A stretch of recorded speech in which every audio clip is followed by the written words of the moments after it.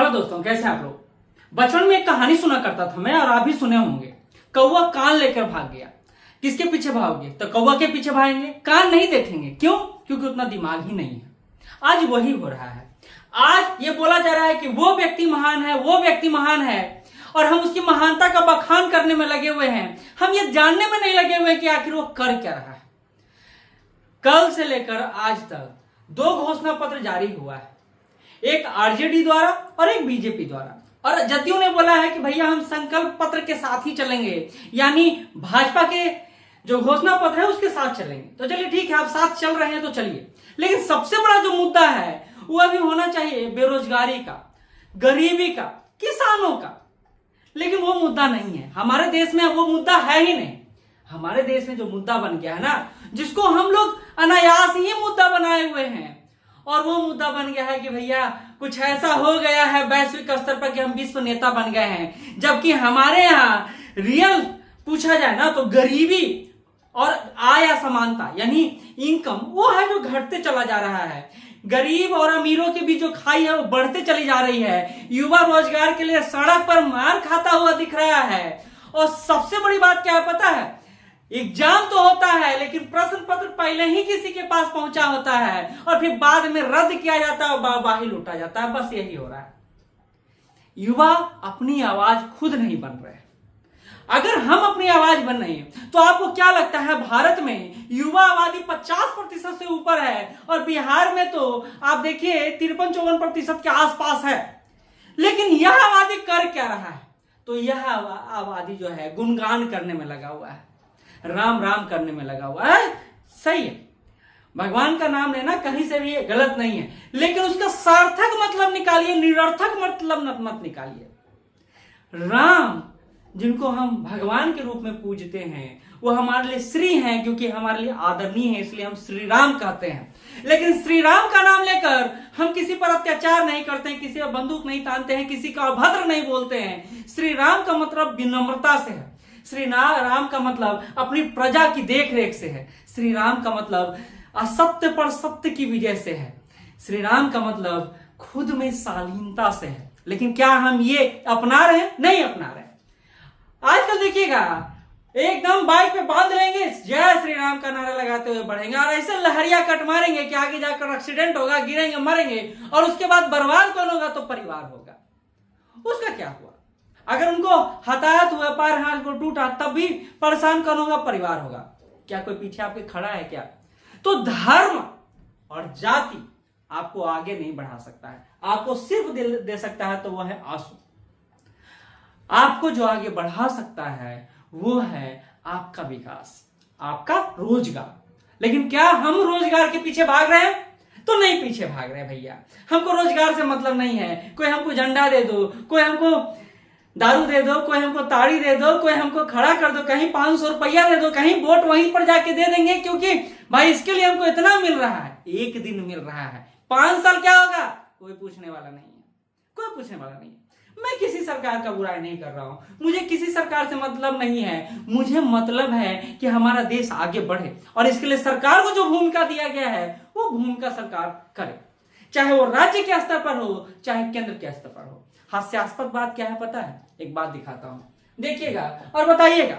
ये वीडियो अगर जितना ज्यादा फैलाइएगा, विस्तार करिएगा, उतना ही ये क्वेश्चन जाएगा कि आज के युवा को क्या चाहिए, आज के महिलाओं को क्या चाहिए, आज के किसानों को क्या चाहिए।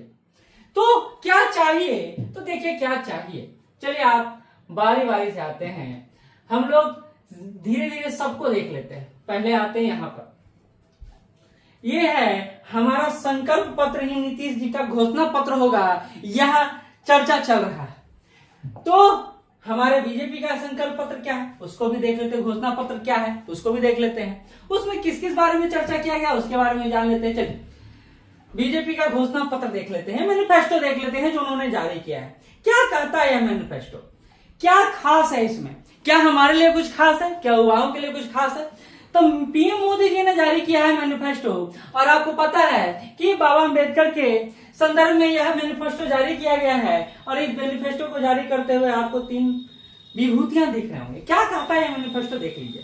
कहता है, शुरू से देखते जाइएगा, जय भीम श्रद्धांजलि दिया गया है बाबा अम्बेडकर जी को और बोला गया है कि इसमें मुख्यतः किन बातों पर फोकस किया गया है। देखिए कहा गया है कार्यक्रम में युवाओं, यहां देखते जाइएगा क्या फोकस किया गया है, युवा पर फोकस किया गया, किसान पर, महिला पर और उनके कल्याण की बात की गई है, मछुआरों के लिए बीमा की बात की गई है, श्री अन्न यानी मोटे अनाजों के संदर्भ में बात किया गया है, एकलव्य स्कूल खोलने का बात किया गया है, SC ST OBC कल्याण की बात किया गया। क्या कल्याण होगा, खैर ये स्पष्ट नहीं है, मुझे नहीं दिख रहा है, शायद आपको दिखे और आपको पता हो तो बताइएगा।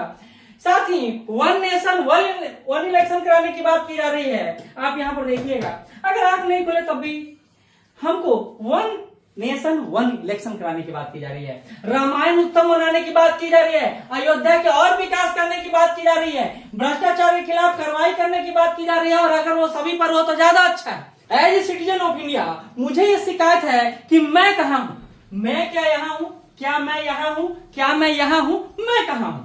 और अगर बिहार के मुख्यमंत्री कहते हैं कि यही संकल्प पत्र मेरा भी घोषणा पत्र होगा, तो फिर युवाओं के रोजगार की बात कहाँ है, किसानों को MSP देने की बात कहाँ है और एक बड़े वर्ग महिलाओं को लेकर क्या किया जाएगा उसके बारे में पूरा स्पष्ट कुछ कहाँ है। ये सारा मुझे लगता है कि ख्याली पुलाव है, क्योंकि जब तक आप स्पष्ट नहीं करेंगे हम आपको कैसे समझेंगे और आपको कैसे वोट देंगे। बात ये समझिए कि सिर्फ बातों से दाल नहीं गलता है, दाल को गलाने के लिए ना, चावल को बनाने के लिए ना आग लगाना पड़ता है और आग लगाने के लिए ना लकड़ी चाहिए होता है और लकड़ी को जलाने के लिए ना माचिस चाहिए होता है। और इतना सब छोड़ के आप बता रहे हैं खिचड़ी बन गया है, तो हम कैसे माने कि वो बनेगा या नहीं बनेगा, कि खिचड़ी बनेगा कि वो कच्चा रहेगा या वो पक्का आएगा, कैसे पता है, नहीं पता है, स्पष्ट बताइए।